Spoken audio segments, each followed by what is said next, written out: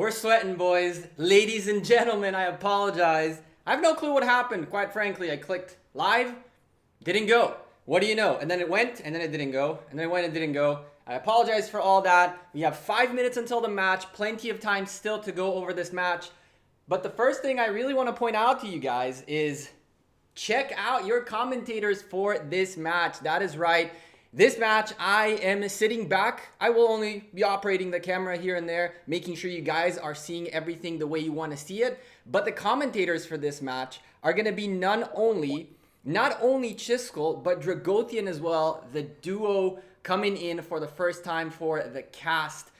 Let's talk about the teams very briefly. We got a little bit of time in our hands, and so we don't want to waste too much time going over all the nonsense. This is the group right now. This is Group 8 showing off LG going up against OUO. This matchup is a fairly even match.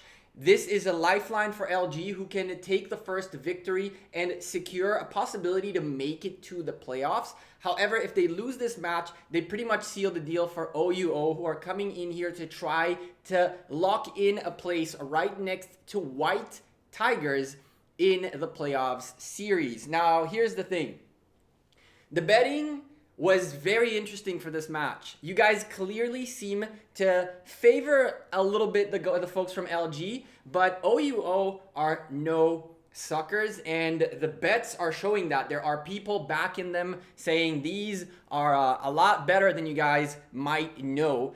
Let's look at the teams very quickly. Legends Gaming once more in here. We've casted them previously. This matchup was the best matchup we could find for this time slot. There is another matchup happening, 0 versus 1 NB8.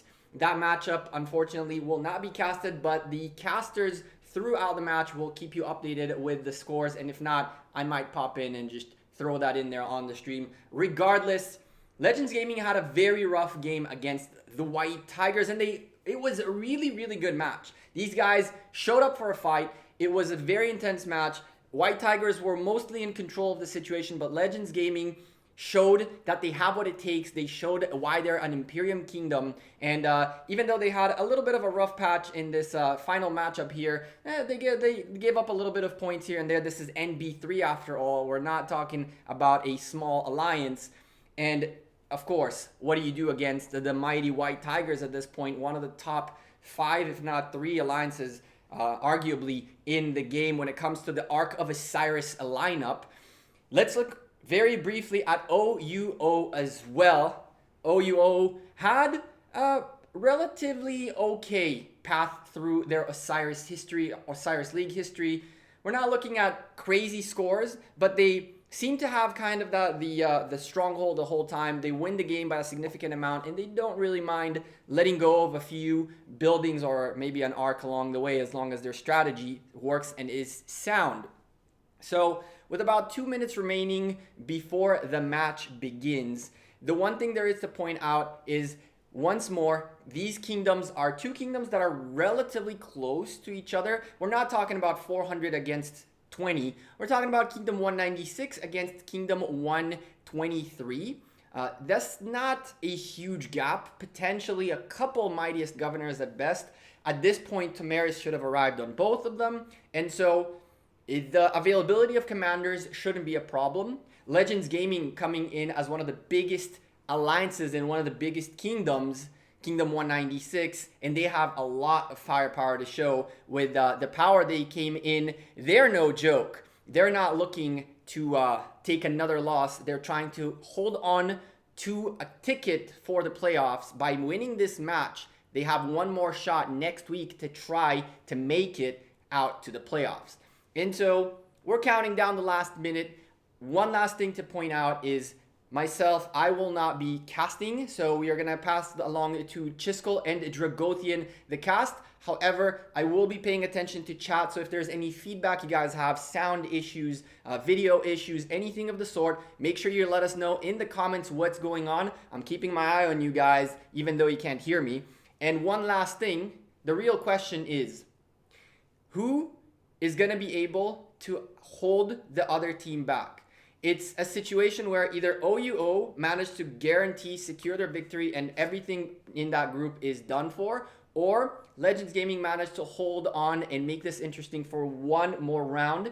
I don't believe we will be casting groups that have been already decided in the third week. For example, in this situation, if OUO and the folks from White Tigers make their way to the playoffs, the rest of the matches that happen there don't have as much impact as other matches, so keep that in mind as well. This is a lifeline for Legends Gaming, and I believe they're ready to try to take it, and we're going to see a much more composed Legends Gaming after they saw their match against White Tigers. I'm sure they reviewed the footage, and they already know where their small mistakes were, and they're coming in much more dialed in and stronger than they were before. Now, the timer says the match has begun. Let's double check just that we can watch the match. It's always one of those things that'll stay like that forever as far as I'm concerned. That's the day that things changed here in this Osiris League cast. But here's the deal. I've talked enough. It's time to hand it over to these two awesome content creators to lead us through this match. Let's go into the battlefield and see what's going on with this match.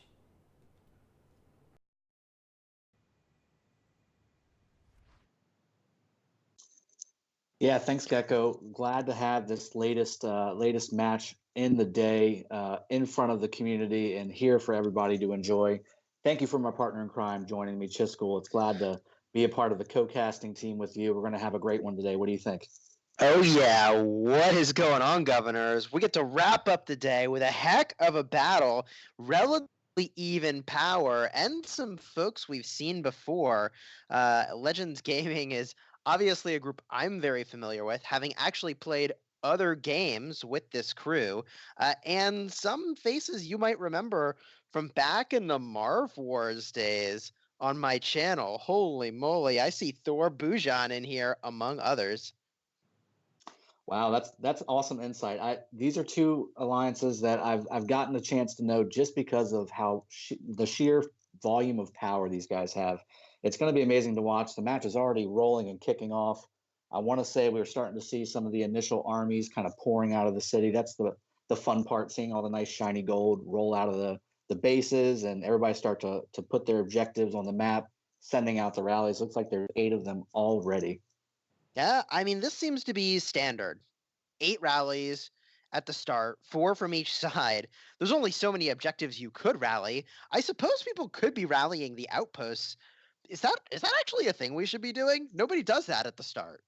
Well, funny you mentioned that. That's what I did in my match earlier today. We constantly rallied the opponent's 3 outposts the entire match, and mostly for distraction, mostly to keep them from swarming the middle. And wouldn't you know it, they swarm the middle anyway. So we'll see how this goes here. And it looks like they're doing the standard 4 obelisk opening on each side. Let's see if they break at the altars or if they decide to go ahead and push them all the way to the obelisk and start creating distractions and putting their opponents on their back foot, all that fun stuff. Oh, yeah. I mean, I think of all the rallies we've seen at the start of the match, I haven't seen a single one actually connect with the enemy's obelisk. It's truly just a mechanism of conveying troops down the field to attack some other objective that's looking really tasty and vulnerable. Typically, that's an altar, although other things have been hit too. Yeah, it's great to see how the evolution of this event inside of Rise of Kingdoms is really kind of fleshed out, right? I mean, originally it was let's just rally anything and everything, and hopefully things start sticking. And then the open field battle scene started coming up, and then people started realizing, hey, we've got a unique mechanism inside of this event called a 1-minute rally. We can really utilize this rally to not just be a destroyer of an objective, but a transporter of massive amounts of troops in a very quick fashion. It's interesting to see how these guys are going to start utilizing that, being 2 huge alliances inside of this game. All hail the 1-minute rally.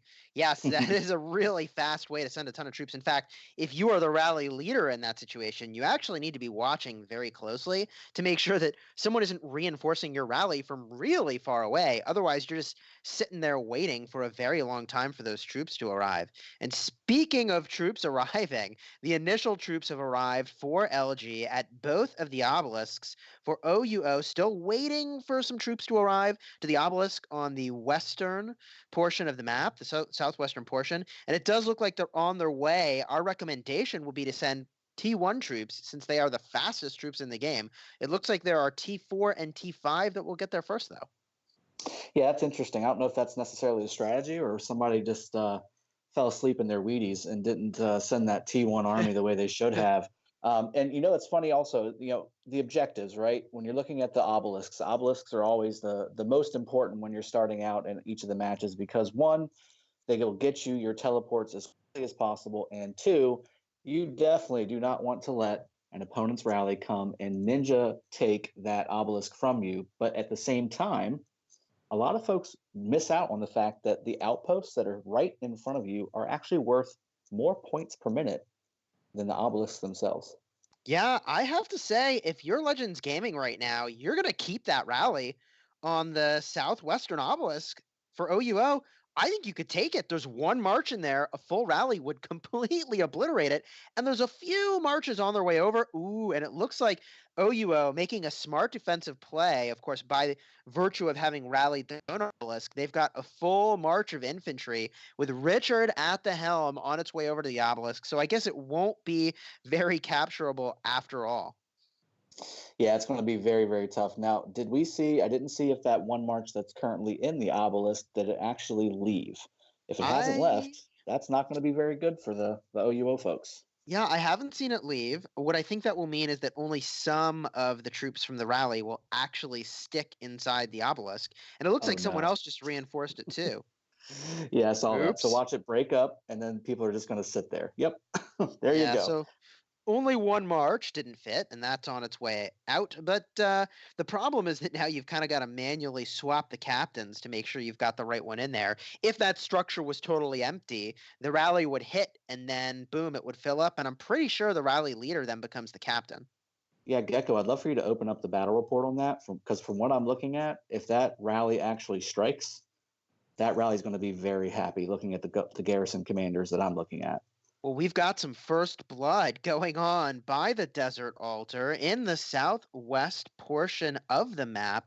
That altar, which should belong to OUO, now in the hands of Legend Gaming, and they took it with some sneaky cavalry. And meanwhile, there's another march. It looks like full infantry with Alexander the Great at the helm, walking past it. Wonder where they're going, or if they're going to break up that rally in order to actually put more pressure on the altar. Looks like they're just going to happily continue marching toward the obelisk.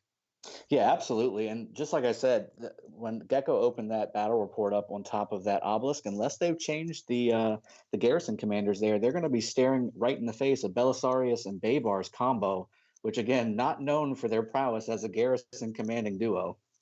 You know, what I do find rather surprising is that LG is finally just getting to the northern objectives that are on their side of the map. The Shrine of Life, still neutral. And now finally also they've taken the Desert Altar on the northern portion of the map. So quick to grab on the south part of the map, a little slow on the top. But overall, now they're up one structure, which is important. In a minute and 40 seconds, they're going to get the first capture points for that.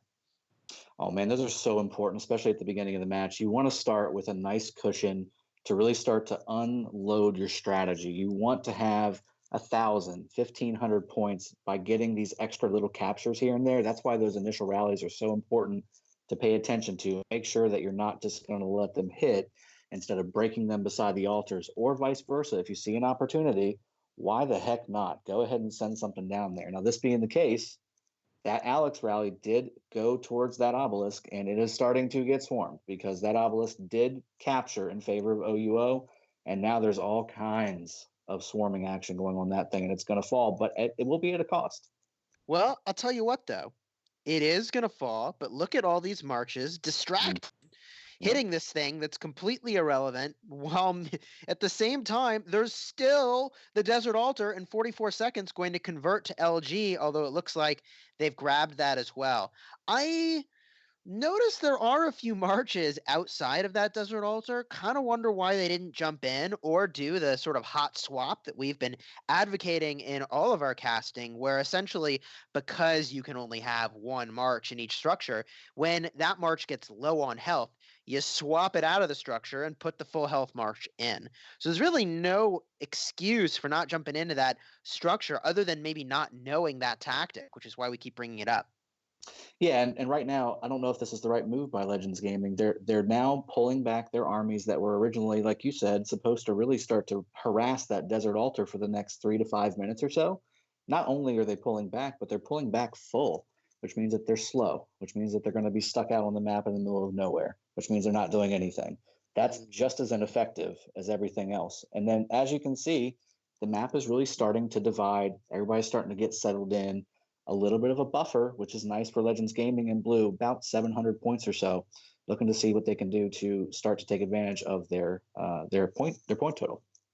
Say Legends Gaming doing work on the Southern Shrine of Life. They are hitting with Saladin primary into Khan on defense. Khan, not the first commander I would choose, in part because he's got no anti-swarm technology, and I'd really expect to see some of the marches that are here now start to swarm the Shrine of Life. Instead, they're hitting nearby troops, which is fine, not the best. And more reinforcements are, in fact, rising to this Shrine of Life. Looks like they're going to get there in time to save.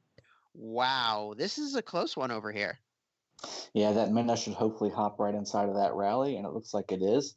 Or not. It could just turn and start hitting people. That's fine too. I think what you're saying though, and when we start to look at the Osiris League, especially in the playoffs, efficiency means everything. If you're not putting your troops to the best possible efficient effort that you can put into them, you can make the difference between not winning a match and winning a match. You have to make sure that every one of your 5 marches on the field are used to their best advantage because, like you said, swarming stuff versus reinforcing objectives or reinforcing rallies, that's a huge difference. And you're going to lose 2, 3, 4 times more troops than you should, which means that you're not as effective on the battlefield. Yeah, I mean, your time is limited. And so the efficiency, even for these folks that have unlimited troops, comes in the form of actually accomplishing the thing that you wanted to accomplish. So if the troops don't matter, are you at least getting done the thing you needed to get done? Bringing the right troops, bringing the right commanders so you can counter what's happening is really crucial. This Saladin continues to do work. I'm actually kind of baffled that there's all these armies battling outside this Shrine of Life and it's about to tip over, and then maybe more folks can jump in to defend it. Holy moly. Yeah. And conversely, up at the Shrine of War, just above that Shrine of Life, it's looking pretty solid in favor of the rally that's coming from OUO. However, now LG sees it. They're starting to come over. They're starting to swarm. I'm curious as to why we're seeing all of these Alex primary rallies with no reinforcements behind. Alex primary rallies are fantastic, especially if you pair them with another infantry commander like Richard, like Yulji, like even a Sun Tzu would work really well in this situation. But if you don't have anybody to back it up and reinforce those troops inside of that rally, it's just going to get swarmed down like it is right now. And on top of that, it's going up against a Richard, which is super tanky, and making sure that they're going to hold that is probably what's going to happen right now. The LG is going to hold it just because of that effect.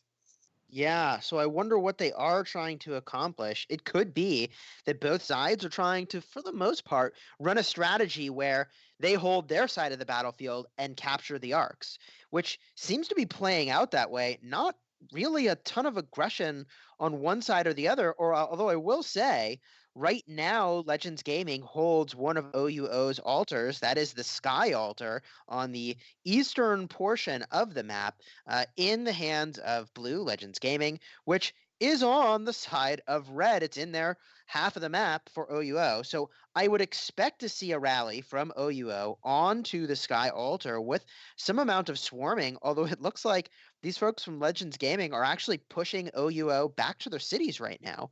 So they've got a lot of support, not a ton of aggression though, right? Like going for one building or another, but not really applying aggressive pressure. And if we look in the middle, That's why. that's where the action That's is. why.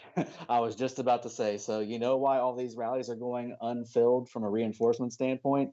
Let's jump to the middle. Holy goodness. Look at all these armies. It is chaos city in here. Tons of maxed out legendary commanders, tons of T5s on both sides. Look at all the cav, all the infantry, all the arch. Barely a mixed troop army out there. And if they are, it's certainly led by a Julius or a Barca or a Frederick. Oh my goodness. Looking like Legends is starting to take control of the arc area because again, they've got it capped, they're already moving it back, and they're doing the right they're doing He's the running right away with it. He's totally running away with it. In the middle of all that chaos, all these players Somehow he picks up the arc and he's walking it back and nobody can touch him. Oh my goodness. Yep. See, this one guy coming from the side with a double C. Another double C looks like he snuck through a little bit. Nope, that's a Genghis with less than half health. So he's super fast.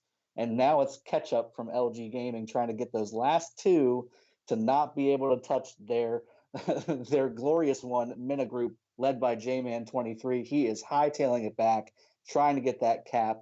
Let's see if he caps it or if he decides he wants to hold it. But so far, I think LG's got the positioning and the structure count to go ahead and cap it and continue to push forward. Yeah, you bring up an interesting point, which is, do you capture this or do you just bring it to safety?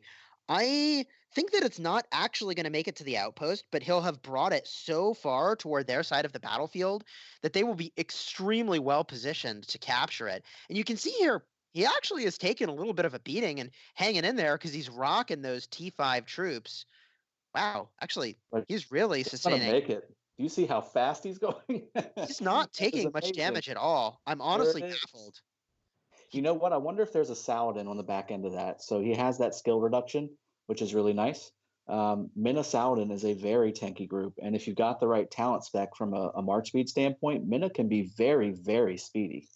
It's true. Wouldn't have been the first pick to have a Minamoto as the primary, but gosh darn, if it didn't work really, really well, first cap is in for Legends Gaming, and they've got to be feeling really good now about their position on the battlefield. 740 points per minute for Legends Gaming to the 360 points per minute for OUO, and a lot of structures getting attacked on that eastern portion of the battlefield. Shrine of War is being attacked, and hard to say who's going to get that. Obelisk getting rallied and swarmed, which I'd like to think that OUO will be able to drop in the troops to defend that, even though that is a lot of fun to watch. Sky Altar getting rallied by OUO, but that rally doesn't look like it's going to be successful. And then the Desert Altar getting rallied by Alexander the Great on the part of OUO, and I think they're going to take it. Yeah, if you're gonna do this, right, if you're gonna go on the opposite side of the map and try and take a structure, you've got to do a couple things. First off, you got to have the right rally, so that's very, very important. And then secondly, you need to have support behind it. So this obelisk rally at the far right of the map on OUO side, they've got those pieces. However, you just see another city pouring in right beside them. You just see more armies pouring out of that city. They're going to try and not only reinforce with one army to help that Richard sustain even longer, but then start to whittle away at those really quarter health armies alongside of a very, very low rally itself. This is probably not going to work just because of how tanky Richard is. And my goodness, just look at all the damage, but he's just like sitting there. He's sitting there, not even flinching a bit.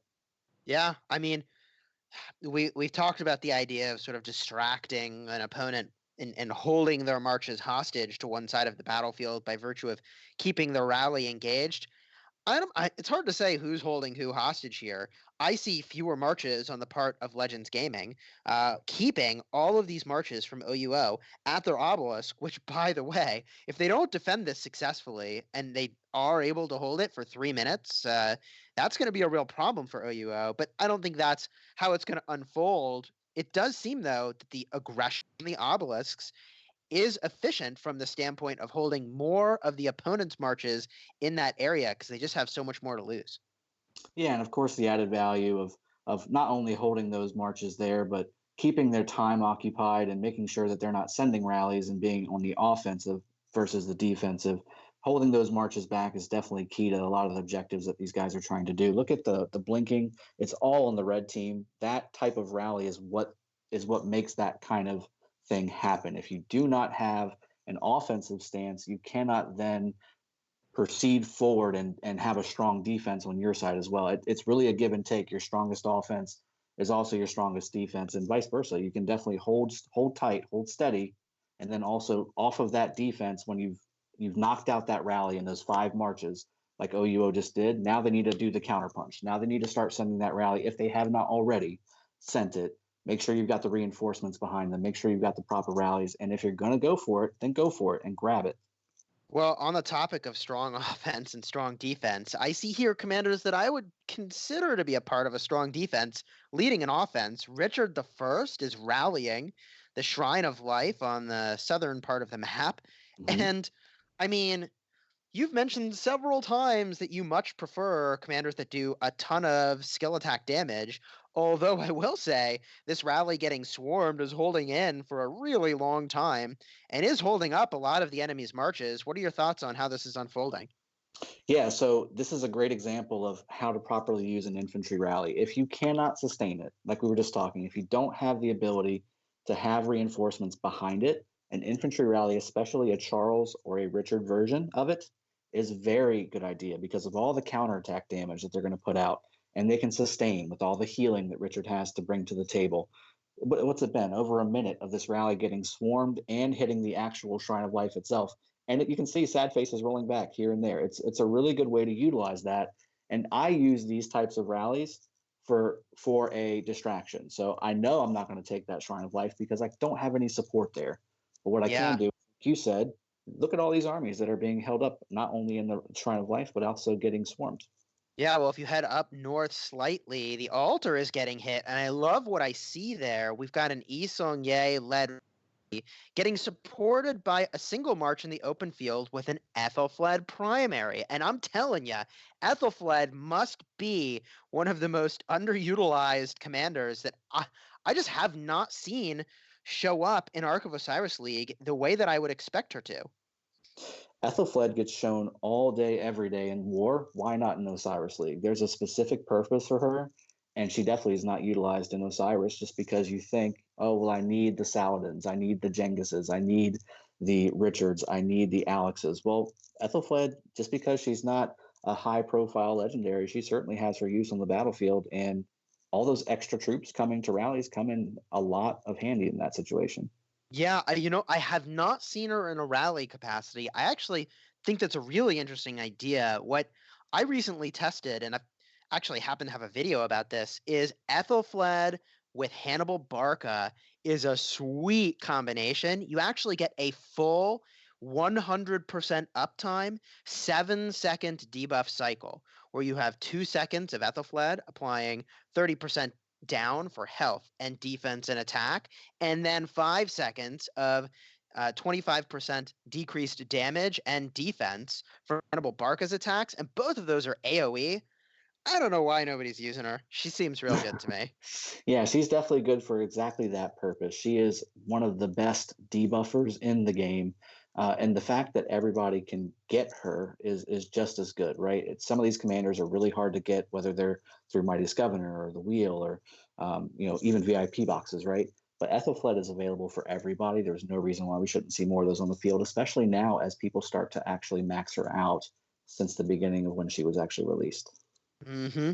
Yeah, I recently unlocked her expertise skill, which is a part of what got me sort of excited to do some testing. But even I'll tell you, even without it, she is doing some serious work because it's all about that debuff, right? Like if you can get the defense down, just that alone, 30%, that rally is going to do some serious work. And if we head to the center of the battlefield, this is where I would actually expect the most Ethelfleds to be, which I don't really see any, not a single one right now, because this is going to be a huge brawl for the Ark. In less than 45 seconds, this brawl is going to get completely out of control, more and more people pouring in from both sides. I'm going to make a claim here that if Legends Gaming gets the next Ark, they will win this match. So OUO must apply a ton of pressure to the center, or they are going to be in some trouble. And they're doing just that. I mean, they're starting to pull up all their armies from the middle. I think they decided they wanted to go ahead and get together first instead of trickling in one by one. Now that they've done that, they're starting to push them back a little bit. They're still basically right on top of the temple, but Legends Gaming is no joke, and they're definitely pushing back and trying to get back towards that dead center so that they can do exactly what they did before, which was push OUO behind their line and then make sure we have one guy in the back, and maybe it's that J-Man 23 guy again, who knows, with the speedy Minna, going ahead and grab that again. But that's going to be what their plan is. And then as you can see again, tons of red objectives getting lit up on the map too.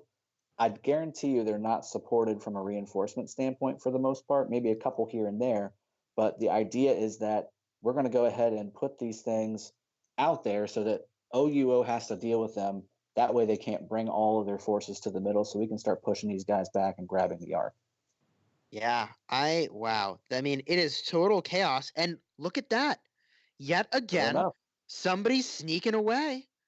Just sneaking right away with that arc. And what I'll call attention to is that both times the carrier has been relatively low health. With a cavalry commander, you're very likely to have picked up charge talents, giving you 30% Better. additional march speed, which honestly can sort of negate the fact that you've got the 50% march speed debuff coming from the arc itself. And again, I think I see, this is always the case, right? In the middle, it's always full cav, full infantry. Archers, if you're trying to have a full nuke group, but usually cav and infantry are where it's at, because the infantry can certainly tank the damage, but also slow the cav down, which is another thing that Ethelflaed is really good at, by the way.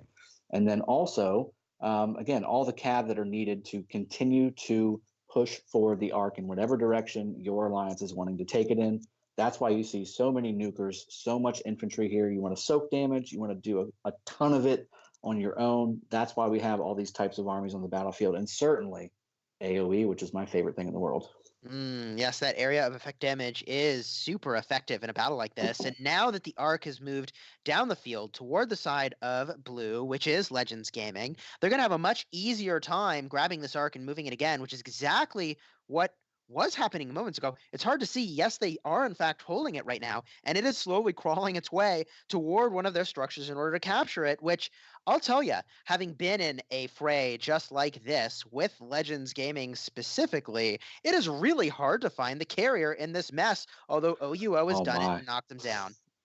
Oh my goodness. So yeah, it's the hardest thing in the world. Even with simplified graphics, it's one of the most difficult things in Osiris League matches to do, is to find this arc of Osiris carrier in a scrum. And that's why sometimes you can see a little, one of those little armies that has very few troops just kind of squirt out the back of a clump of players and take that objective, take that arc over to the objective they're trying to take it to. Somehow Legends Gaming has picked it up again. It falls down, but not that big a deal because it's moved yet another meter closer to the final destination. At least that's where Legends Gaming would like it to end up. I wonder, if you're Legends Gaming and you are able to move this arc back, do you capture it or do you hold it? I would capture it. And again, we start to get a little cheeky, right? We start to get a little too colorful with it, and sometimes we can get a little cute. I think at the end of the day, you've 2 times in a row now been able to push your will in the middle, certainly continue all the rallies on top of that, and hold the points per minute advantage, which is huge. If you can do both of those things, you can pretty much do whatever you want. So either way, I don't think there's necessarily a bad decision. If you want to play it super safe, I guess you could take the arc all the way back, go post it somewhere by the base somewhere, and just drop it. Go pop yourself in a provisioning tile somewhere, leave it for them, and go ahead. Send OUO over there to grab it, and then walk with negative 50% march speed all the way back to capture it into a building. That sounds awful to me. Yeah, I think probably the safest play is just to cap it, because at that point, there will be so few arcs to sort of run it back and be able to even score it within that time frame. But I don't know. There's some merit to just holding it and creating a world in which your opponent can never, ever get the darn thing, because you put it right next to a bunch of your cities and you can infinitely reinforce and handle the open field combat, whereas they've got to march really far, which is exactly the problem that OUO has right now. They have to move so far down past the center of the battlefield into Legends Gaming territory that it's challenging for them to refill those marches after they've taken a lot of damage in the open field. But what is remarkable to me is that OUO is putting priority on this. I see more of their marches around this arc than I see Legends Gaming marches. I actually think Legends Gaming could get into a spot of trouble pretty soon. Yeah, if you look at the rallies, right, there's only 2. Right now, we're literally dead center of the match. We just crossed the 30-minute mark. There should be 5, 6, 8, 10 rallies going on right now. If we had the chance to be a fly on the wall of all of these players, all 60 players in this match, I guarantee you they're all staring at the screen that we're watching right now. They're not looking at other structures. They're not sending rallies. There's a couple here and there, but those were just one-offs. I guarantee you there's no actual thought or foresight behind it. They're just trying to send a rally. Right now, everybody's staring at this battle that we're staring at right now. That's where the arc's at. Yeah, they're all on voice and they're all screaming, "Get to the middle! Get the arc. Get the arc! Get the arc! Somebody pick it up! Just pick it up!" Keep moving it Oh, forward. there. Keep moving And it forward. speaking of which, it's on the move again. Can't exactly tell where it's going, but Legends Gaming has it, and it is a cavalry commander that is lower health. 30% march speed from charge talents is engaged. The afterjets are on, but Down. they burn hot. They're down again, and the the sort of scrum over this Ark of Osiris continues. Although, look at this sneaky, cheeky player, Steve O, on his way in. He's gonna grab this thing, I think. Yeah, and I think he's full health too. So this is going to be at least another, I don't know, an eighth of an inch of the screen that he'll go at least. Why not, right? I mean, this is the whole point. Heck, if they keep this up, there's going to be one arc capture. And really, this is going to play into the hands of LG gaming because also, again, look at it. It's 860 to 290 per minute. This is a huge win, regardless of how this arc goes for LG gaming. They're just continuing to rack up the structure points and they're continuing to rack up the kills, sending all these armies back with little to no health. And I like the fact you see a lot of these armies walking back from OUO not fully killed. That means that either the guy that's playing that account decided he wanted to pull his army back before it was fully dead, or one of Legends Gaming decided, hey, it's probably a smart play for me to go ahead and leave that guy with just a sliver of health because it's going to take him 5 times as long to march back to his city to refill his army. Yeah, I mean, I think you literally do walk twice as fast when you are a defeated march heading back to your city. So that is a pretty interesting play to leave all those weak armies around. I think you're dead on that 860 points per minute is going to be really, really difficult for OUO to make back up. And that is because, wow, holy moly, Legends Gaming has all 4 altars. And I remember long ago, Gecko did the math to point out that, hey, wait a minute, you could just not care about the arc at all. If you hold all 4 altars, you're gravy. So the fact that they own all 4 altars and have pretty strong mastery over this Ark of Osiris tends to lean toward their being very much in the driver's seat in this matchup. Yeah, you're looking at about a 6,700 point delta right now, and it's only getting bigger by the minute. Not only that, they're still scrumming over this arc. Look at the arc going left now. Why not? Let's just change direction just a little bit. Let's take it this way, and now it's dropped again. I mean, it's just this is going to happen for the next 10 minutes. And again, you need at least, if you're OUO, you're going to need at least 10 to 13 minutes to bring this back the other way, just to get it on the other side. Well, the carrier is actually breaking out right now. Nobody attacking them at all. See, Ezekiel is on his way, a little confused about where he's headed. Somebody give that guy a map. Looks like he's going to the Shrine of War, which is going to play right into the direction of some OUO cavalry. Looks like he turned the wheel to the right and is now headed to the outpost, but that outpost has been captured. It's been captured by OUO, which means his allies need to go swarm this thing. Either way, it's moving in a positive direction for Legends Gaming, but pretty funny to watch that happen. Yeah, there was about 4 different crooked letters that were spelled out with that guy's walk path, and he's going to a building that is no longer owned by them. I don't understand quite what he's doing, and now he's going to go ahead and drop it because all the zigzags that he did were allowed OUO to say, okay, well, maybe we can catch up to this guy. Yes, the shortest distance, shortest time to any location is in the most crooked line possible. That's like, what I heard. Looks like he was needed a little bit of direction update from Waze there on where he was trying to get to. But look, it ended up in the right spot and is literally right next to the structure.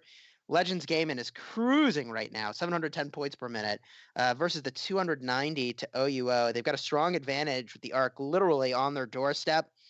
This is a good situation for them.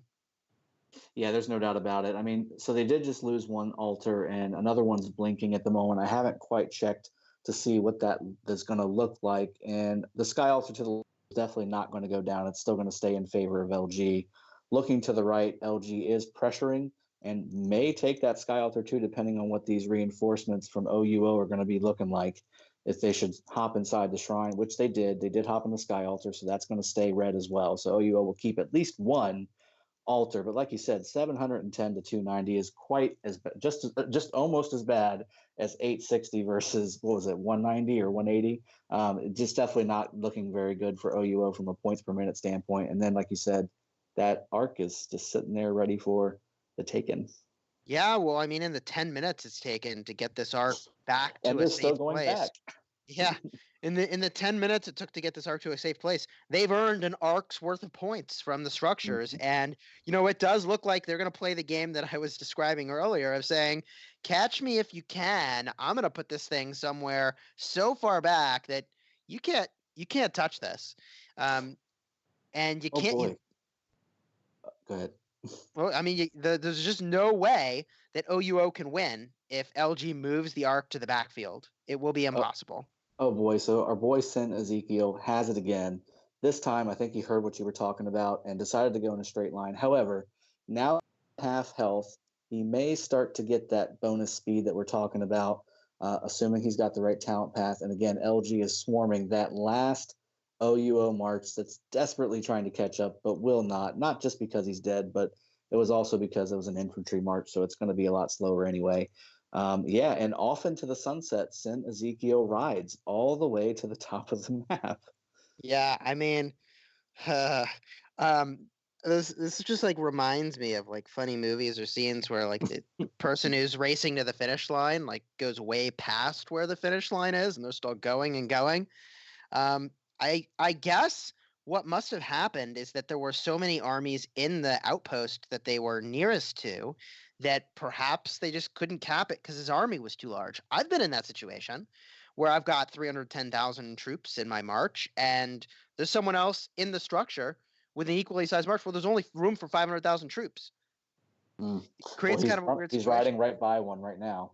I think he's going to wave past it as he just strolls on by. So I definitely think he's going to go ahead and park this thing somewhere up here on the top of the map. That way, again, with 22 minutes left, you could probably park it by one of those provisioning nodes and theoretically just forget about it. I mean, they're not going to make it back to a red structure unless they cap the obelisk or cap one of those outposts, which is a solid strategy. But are they thinking about that? And well, really, at this point, he's just holding on to it and camping by that outpost. He's going to kick his feet back and call it a day. Mm-hmm.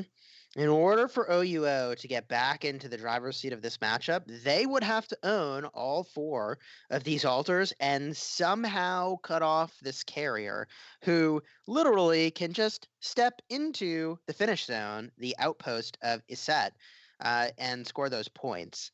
So I don't know. This is looking like a pretty tough situation for OUO.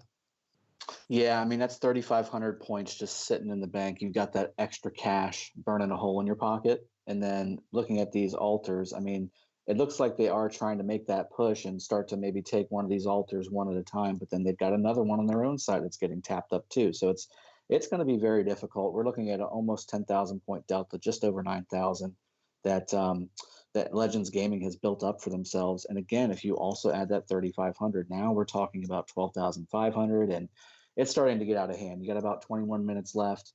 That kind of a point difference, and again, not being able to really impose their will. OUO is going to have a tough sledding type of situation coming all uphill, and they got to start making things happen right now. Yeah, I mean, I do see one Belisarius March from OUO led by I Doomfire going to the backfield. Maybe they're going to do some sneaky stuff, although Legends Gaming has spotted them and is already starting to work down their health. I don't know. This is looking like a tough spot, and maybe we can just find some fun rallies to watch, some interesting combinations to observe in action.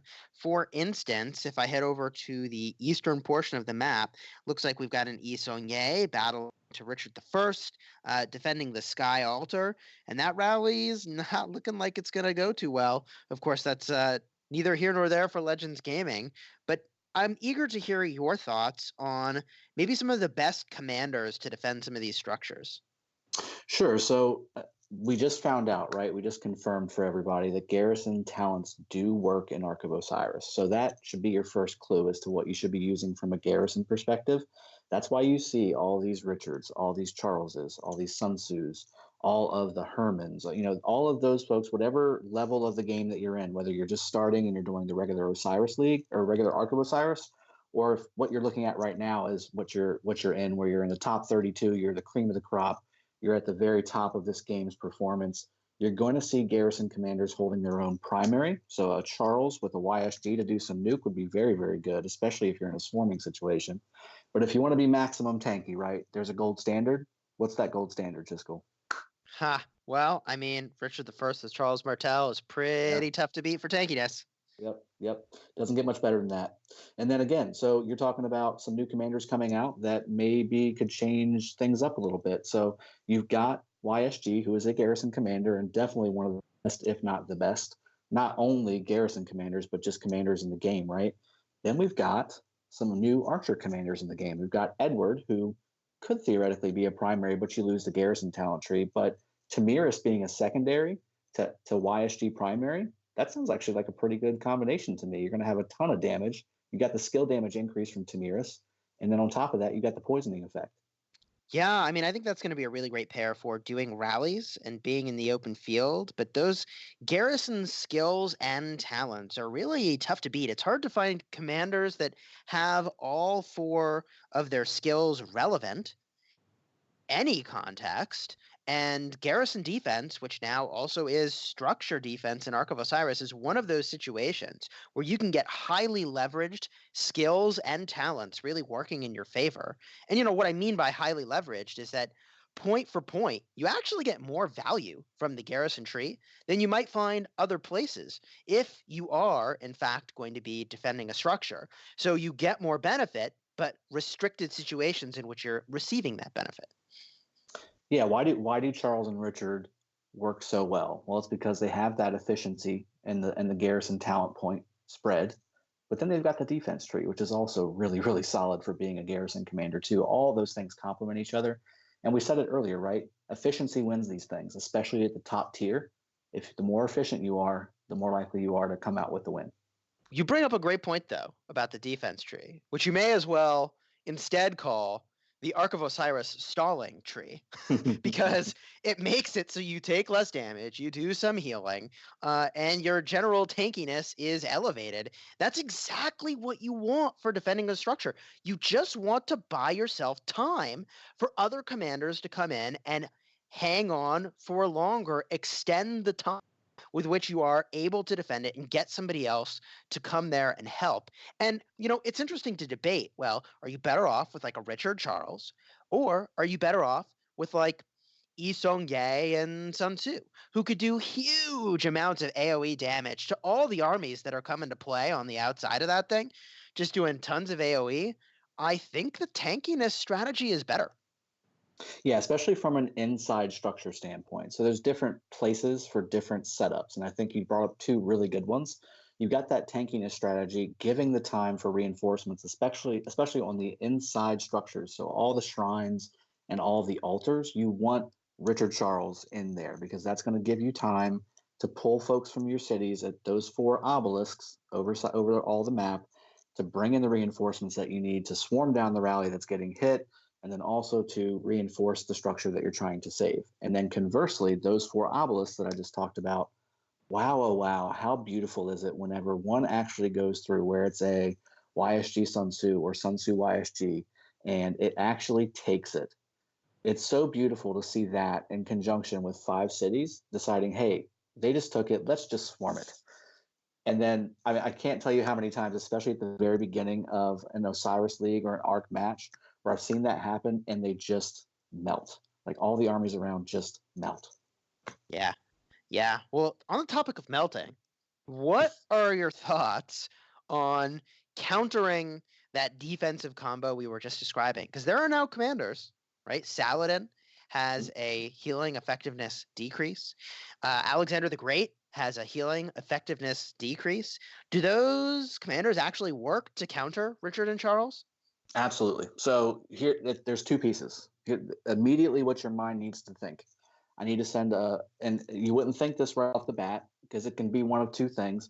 It can be a Saladin Genghis or Genghis Saladin, either one, which, you think Cav, you're like, that's not good against infantry. Well, Saladin's good against infantry, and that's what you want, and that's what he uses as cav. So that's what you're going to use. Or you can go the Edward YSG route. That's also very solid. But the second piece, the most critical piece, is having nuking swarm behind it. You've got to have the rally, and you've got to have a nuking swarm around that structure to take down a Richard Charles group. Because the only thing that takes those tanky groups down from an infantry standpoint, it's not archers. Archers don't always just beat infantry. It's the nuke. It's the nuke behind the archers and behind the cavs in this situation that helps you take that objective quickly. Yeah. Yeah. I mean, what I kind of like as a concept is sort of bringing some commanders that really have some strong synergy with the rally at play. So, for instance, if you've got a rally with Khan Saladin that is going to be applying not just healing down for 5 seconds, but a slow for 5 seconds, that now you can bring that Ethelfled army, who's got an amazing rage engine herself, to apply her own set of debuffs, and her expertise skill is going to give that 20% extra damage, which you'll have at play because Saladin from the rally is doing the slowing. That means you can use, say, Ethelfled, Yi Song-Ye, a combination that I've been really advocating for pretty heavily on my own channel, to just do some crazy amounts of damage. That's interesting. I've not really thought about that combination. I'd have to try that out. I think that from a where we're at standpoint, like what are we looking at right now? We're looking at two extreme top tier alliances duking it out inside of Osiris League. What you find in this level, this class of battle, is that people start to go away from just having the best commanders available, and they start synergizing all 5 of their marches together. So, for instance, let me give you an example.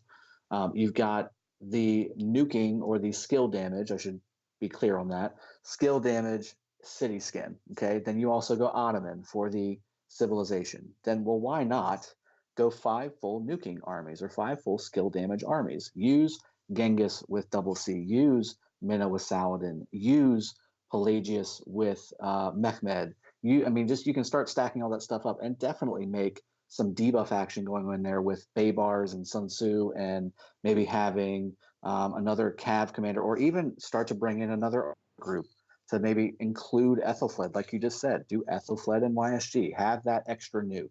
Pair up Alex as a secondary to a Pelagius or to a Minna. Those are really good combos, and then you can start to really strategize not just from a one army standpoint, but from a one player standpoint. Hey, I want you to go take this with just your 1.5 million troops that you can put on the battlefield. I have a loving name for what you're describing there, which is it is the murder ball. Comes from other games where you've got a whole bunch of focused attention in a single place. And if all coming from a single player, in this case, 5 marches is pretty savage, and it makes for what I like to call that really powerful murder ball, where you focus on synergy within your own set of armies. And I've honestly even seen groups that explore that synergy beyond just, well, here's my armies that I'm contributing, but among all of us that are, let's say, intended to capture the Ark of Osiris, who's going to bring the Joan of Arc for those sweet buffs and rage generation that she'll provide? Who's going to bring the commanders that do the debuffing, so we make sure we can really hit an army hard? That's the sort of thing that you can start to optimize for, and it really is effective. Yeah, I agree. And as we see on the screen here, Gecko's really starting to follow some of these rallies because there's 6 of them out there right now. A lot of Alex-led armies, again, which again is a solid strategy, but no reinforcements behind them, assuming they're trying to use these as a distraction type of rally. But really, at this point in the game, we've got just over 10 minutes left. What are you distracting? I mean, you've got your side of the map pretty much locked up. They've got their side of the map locked up. It's about a 10,000 point game with again that Ark of Osiris in your back pocket if you're Legends Gaming. What are you gonna do? Well, so this brings up an interesting concept that I love to talk about, which is playing to win versus playing to not lose. If you are in OUO and you are playing to win, you have to be thinking about what would the sequence of events need to be in order for us to win. And we need to try to make it happen, even if there's only like a 2% chance of winning. I'd rather have a 2% chance of winning than a guaranteed loss. So in order to get that, shooting the moon sort of a outcome, I think they would have to launch rallies now against the Shrine of Life, the Desert Altar, the Shrine of War, and the Sky Altar that are all held by blue. They have to hope that those rallies work. And at the same time, they have to commit whatever they think the right number of marches is to go down the field, hit this carrier, and hope that the carrier is not paying attention, because maybe they aren't. Unlikely. But if you're playing to win, you have to do Right. the sequence of things that gives you a chance to win. And even if the chances are very, very low, right? That's the moves you would try to make if you're trying to stay in this game. Yeah, it sounds like a tall task and a tall order, especially considering that's probably what their objective has been this entire thing, right? We want to hold our own stuff, this is exactly what we should be doing. We need to hold our own thing. We need to grab a couple of more of their buildings. And oh yeah, by the way, let's grab that arc too.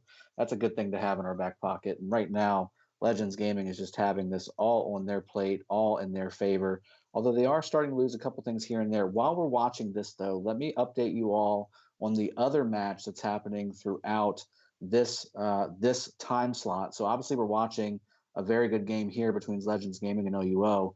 On the other hand, we've got another match between 1NB8 and 0, and it's kind of a blowout, guys. I'm not going to lie. It's 63,000 points just over for 1NB8 to just the 2,600 for 0. So that match is definitely wrapped up, especially considering they have just under 8 minutes, just like this match does. So the match you're seeing right now is definitely the more competitive one, but just like Chiswell said, there are so many things that need to happen for OUO to come back and really start to push LG in any meaningful way.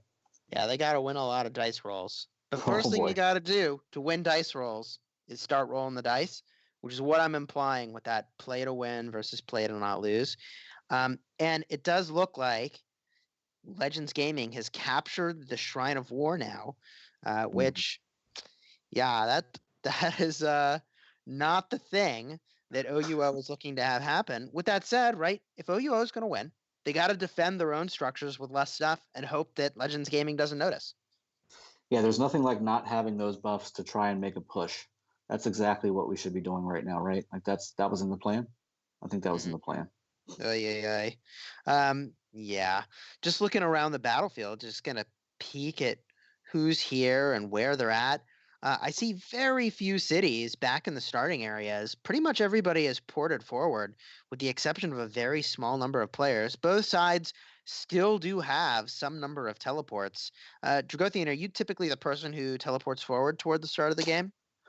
Depends on how the match is going. So I used to be that person because I would take a whole side, one side or the left side or the right side, and start being the rallier. But I've transitioned a little bit more to the middle in the sense that we needed to have a very strong player in the middle to be able to dictate the pace of how people were coming towards the objective, which is obviously the Ark of Osiris in the middle. So I've transitioned into that. And what that's meant for me, and it's created its own challenge, is that my marches are all on the map with no objectives to pop them in, because there's no objective that you can occupy in the middle, which means I've either got to use those troops and push forward and take my own objective to go into, or more than likely, I'm going to run into, especially in Osiris League, a wall of T5 troops, at which point I will take some with me. I promise you I will, but I'll also probably get smashed too. So that means I've got to wait for my armies to get back, and they'll all have sad faces, so it'll be faster, which is good. And then hopefully at that point, I'll have at least one teleport to use to bring my stuff up to the front. Yep. Now, what advice would you give to a player who's got all those marches in the backfield? What I experienced was that I needed to stay really focused on the thing that I was tasked with doing. Otherwise, there was a really good chance that I'd be marching either back to my city because I got smashed, or back out to the field where I was supposed to be if I went off and did something other than the one thing I needed to do. Yeah, it's an interesting concept because, again, you can get so sidetracked so quickly. There's so many shiny things that you want to go do for your alliance and try and be the extra piece that helps you win that match. But like you said, at this level of gaming, at this level of this game, everybody's got an assignment. Everybody's got one thing to do, and if you stick to that, chances are you're going to be in really good shape. Now, depending on who you go against, at some point that doesn't work out, and then you need to start to maybe do a quick change up, try to figure out maybe there's a different way to do things, maybe switch to a more tanky set of armies versus going full skill or something of that effect, or making sure that maybe we have 3 more people to help us take this objective instead of the 2 that were just there. Yeah, well, it does look like Legends Gaming has actually captured the Ark. Now that the clock is really running down, and Yeah. the Ark spawns in 5 minutes 40 seconds, well, the match only lasts for 4 minutes. At this point, the thing to do if you're in this match, and I have to think everybody's already accomplished this, is to run out and get their 10,000 points, which that is almost true. Looks like Yep. I see only one player who hasn't got their 10,000 points. Mhm. But let's do this. If you could drop a GG well played into the chat. Really great matchup to be watching here. Had a ton of fun casting this match. Dragothian, what would you say are the takeaways from this matchup? What can people learn from what we saw?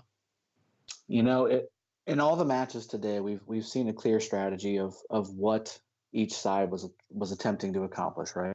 There's been very turtle defensive styles. There's been very very aggressive styles. There's been some hybrid things going on. I think what was clear here from a Legends Gaming perspective is they definitely made emphasis on having the altars, because that's obviously the biggest points on the map. And if you can get all 4, like you said, with Gecko doing his calculations, that's going to be a winning ticket right there. But on top of that, making sure that they have the presence on the field around the arc at the right time to grab it. That's your gold standard. Making sure that you can hold your half, grab an altar or 2, and then make sure you've got a good presence in the middle to grab that arc and effectively pull it back. At least, especially if you're in the lead, like Legends Gaming was right off the get-go, to be able to pull it back and either cap it, or on that second one, like they did, go ahead and just hang on to it and say, hey, I've got this, you can't take it, and we're going to go ahead and continue to push you. That's a solid strategy, and this match has shown that. Yeah, I would say my takeaway from the matches that we saw all throughout the day today is that the name of the game on defense, stankiness, it's healing. Richard and Charles did work all day long, stalling for reinforcements to arrive in a way that I was actually shocked with how effective it was, even in the face of folks that were bringing counters to Richard and Charles. It did not seem to matter in a lot of cases. Still, they are the best combo to just stall. And for folks that don't actually care about the volume of losses they have, they're either going to use healing speed ups, or they're going to have enough troops that it doesn't matter. That seems to be a really good play in order to buy you time, buy your allies time to get to where they need to be. Chisco, so one last question for you. You're looking at this match, and we got about a minute and a half left. What do you think they could have done different? So obviously we've seen how it's gone. We've seen how the match went, and LG obviously really kind of taking command of the entire match from the get-go. What do you think OUO could have done to really change that, like make that their own and start to play their match? Yeah, it's hard to say like what their strategy was, right? What they were intending to do going into the battle, but what we can comment on is the tactics that we saw. And there's a couple things that I think that they have an opportunity to potentially execute a little cleaner on. I think the first is making sure that they've got enough troops at some of those early structures. We saw that the altar was taken by Legends Gaming from their side of the map. And in a similar vein, I think they themselves should be hunting for those opportunities to apply the same pressure to the other side of the field. There was an opportunity for them to get both the Desert Altar and the Shrine of Life. Legends Gaming on the north side of the map left them completely uncontested for well actually beyond when they became capturable. So there's some opportunities there to get those structures when they're available. And then the only other piece of the puzzle is just getting those arcs. They needed to have more troops in the middle to get those arcs, but I don't know that there were more marches to offer. Yeah, it's going to be tough. And right as you finish that, the match ends. Defeat for OUO. I tell you what, this was a good match to watch from a strategy standpoint. Champion of Egypt going to the LG1 folks, Budakazi, with 120, almost 121,000 individual score.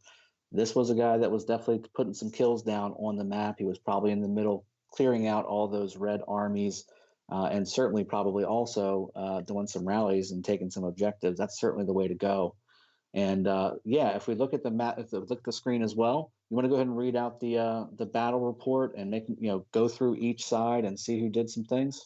Yeah, well, I mean, the stuff that calls to my attention from this report is that, we saw this play out, Legends Gaming winning the occupation score, but also winning the arc score for having captured twice. And that was intentional. It's possible they could have even capped a third time if they'd been going for that, or it could have cost them the match.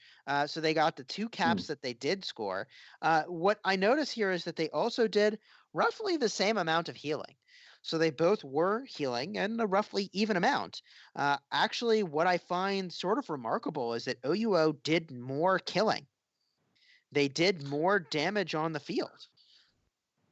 Yeah, it's so close though. Look at it, 18.8 versus 19.7. I think this is really almost a carbon copy as far as the actual battles go. What made the difference, and this is usually where the strategy piece comes into play, is the occupation score and the Ark of Osiris, and also to Gecko's sweet gem, and I think you have a lot to do with this too. A little bit extra provisioning score. Why not? Oh my gosh, provisioning. I'll be honest. Yes, I think y'all provisions. are overhyping provisioning. Ugh. Ugh. Give me a break. These players are T5 madmen and women. They don't need provisions. Yeah, they don't need provisions. They need those armies on the field smashing. What do you think, Gecko? Oh, we know what he thinks.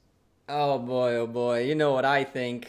Every time you need to have a solid victory on at least 2 of these categories, right? In order to really be able to take a proper win like LG did. As you mentioned, they won Ark of Osiris score and they won Occupation score. But every now and then, teams trade who wins what, and provisions do come in hand.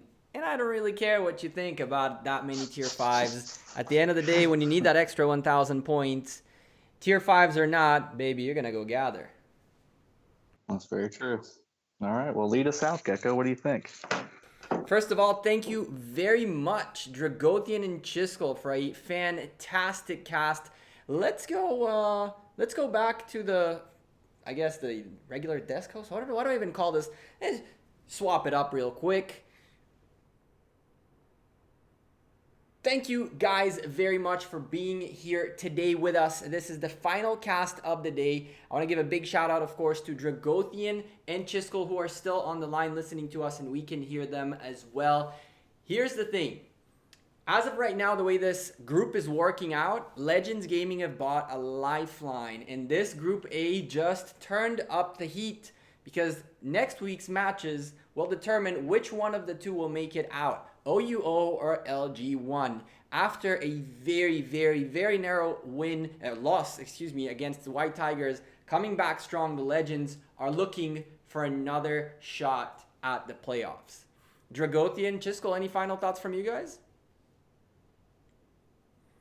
I feel really good about all the stuff that we saw today. Great play from everyone on the field. Really appreciate the opportunity to cast these matches, the opportunity to watch these players doing their thing, having a great time. Hope that everybody had a lot of fun, and looking forward to doing this again next week. Yeah, me too. And these types of matches are always some of my favorite because you've got some solid strategy in there to learn from, right? But then there's some funny moments too where you get to remember some of the moments inside the match that you can kind of bring up with buddies that you play with. And then also, again, just knowing that, like Gecko said, LG has new life breathed into their playoff chances. They've got one more match. If they can win it, they have a really solid chance of moving on to the final 16. Looking forward to seeing next week how that plays out. The one thing that is worth mentioning out, by the way, is that Legends Gaming go up against Pokemon of 185 next week, who did not show up for their match this week at all. No idea whether they'll show up again for their next match. And the next match of OUO, one of our casters is going to be part of attempting to stop their run for the playoffs. So OUO are in real big trouble. Anyway, I think we can wrap it up here. Guys, thank you very much. Thank you, Chiskel and Dragothian, for being here tonight. And to you, the awesome community, thank you very much for watching us. 5 matches got casted today. 2 back-to-backs. 1 at 5 a.m. for me. 1 at 5 a.m. for Dragothian. It's been a crazy fun time. Thank you guys for all your continuous support. Before you leave, make sure you smash a like on the stream. And go down below in the description, join our channels, come subscribe to our channels, comment on the videos, let us know you came from the stream. All the links are down below, and of course, thank you to Lilith Gaming for making this possible as well. Chat, stay safe, enjoy your week. It is almost the end of this weekend. Go have a little bit of fun, stay safe, and start your week strong. Take care, you have a great rest of your day, weekend, afternoon, whatever time it is you're watching this VOD now. And yeah, what else is there to say? Peace.